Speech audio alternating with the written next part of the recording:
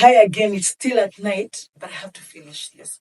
So this second episode, I'm going to discuss the one mistake young people make, even old people, but people make when they're starting business. So they tell themselves, you know what? They listen to motivational speakers and think I started with a feather and I have all this chicken house, or I started with one person who custody of a police station. All those funny motivational speakers, but that's not how it works.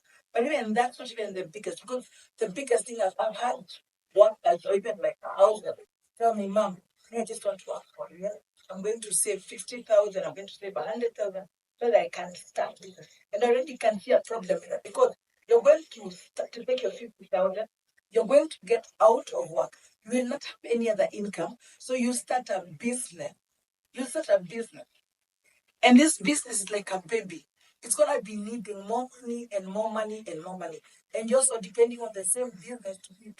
Like it's like giving birth to a baby. And when they are 5 months, you're thinking they'll wash my utensils. You know, nitawachia hata watoto wengine waangalie. You cannot do that to a business.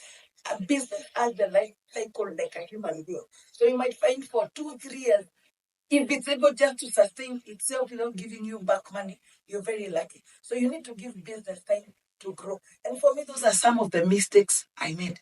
And I remember the first mistake I made very quickly is after my first job, I got mad with my boss, walked off. I was like, you know what? I don't care. I survived before I had the job. So he was really hurt. But anyway, when I went there, life was hard. I hadn't gotten another job. So I decided to almost when fibers were picking up. So I got my one computer. So I used to type for people. I wasn't even a very good copy typist. So I got enough money and little money. I rented a place. I got my computer there and one dream of paper. But remember, I have no other income. I have a 1-year-old baby. So akitaka maziwa ile, yani na print karatasi tano inakuanga, I think it used to be 10 bob, yeah, 50 bob. Yeah, 50 bob nitanunua maziwa. So I find even I can't buy more paper, I can't buy more rib. That business lasted 2 months. Right? But I just realized, but luckily, when it was just failing, I got a call. I am from Care International. I think they wanted someone, and I got a job immediately. And of course, I didn't go back to that business specifically again. But you can see, and I never learned them. I kept going into other business ventures, even bigger one, thinking that if I put in 100,000, 500,000, 1 million, it will work. It cannot be work if the 1 million has nothing to do with you. You have another source of income.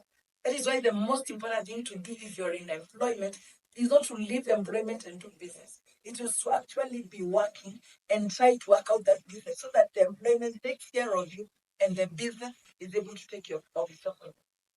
So that's one of the mistakes that young people make.